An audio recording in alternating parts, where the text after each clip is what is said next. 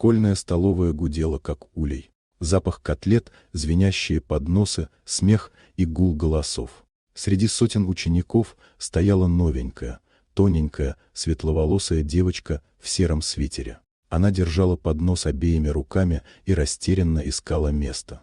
Все столы заняты. Никто не зовет. Только быстрые, настороженные взгляды. Наконец она заметила стул у окна, осторожно подошла, села и принялась есть. Но не успела поднять ложку, как за спиной раздалось: «Эй, ты!» Перед ней стоял Артем, старшеклассник, высокий, уверенный, с тем самым взглядом, от которого все отходили в сторону. За ним его компания. «Это мое место», — сказал он. Девочка растерялась. «Я не знала, могу уйти». Но Артем усмехнулся. «Оставайся, только заплати аренду».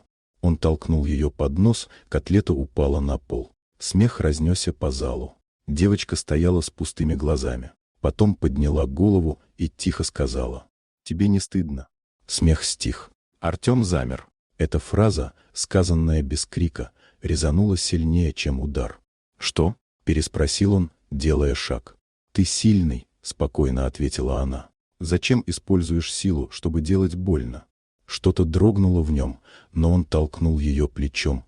Громкий звон, разбитая тарелка и внезапная тишина. В этот момент дверь распахнулась. На пороге высокий мужчина в спортивной форме, новый учитель физкультуры. Его взгляд был холоден. «Кто это сделал?» — спросил он. Никто не ответил.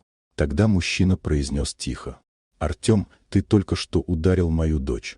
Столовая замерла. Девочка стояла бледная, дрожащая. Учитель поднял поднос, помог ей встать.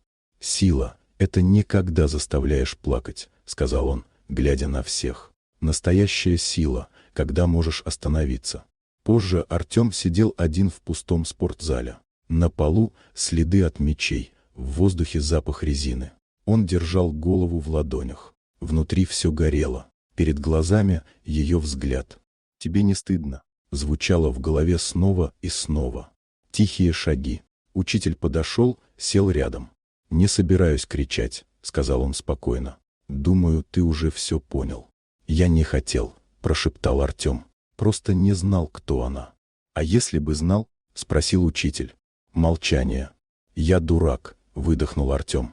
«Нет, просто привык, что сила решает все. Но сила не в ударе. Она в том, чтобы не ударить». Учитель поднялся и добавил: «Боятся не значит уважают». Дверь спортзала тихо открылась. На пороге девочка с аккуратной косой. В руках 2 зеленых яблока. Учитель кивнул и вышел, оставив их одних. Она подошла, протянула одно яблоко. «Возьми». «Зачем?» — спросил он. «Потому что ты выглядишь голодным». Он взял яблоко, опустил глаза. «Прости». «Я знаю», — мягко сказала она.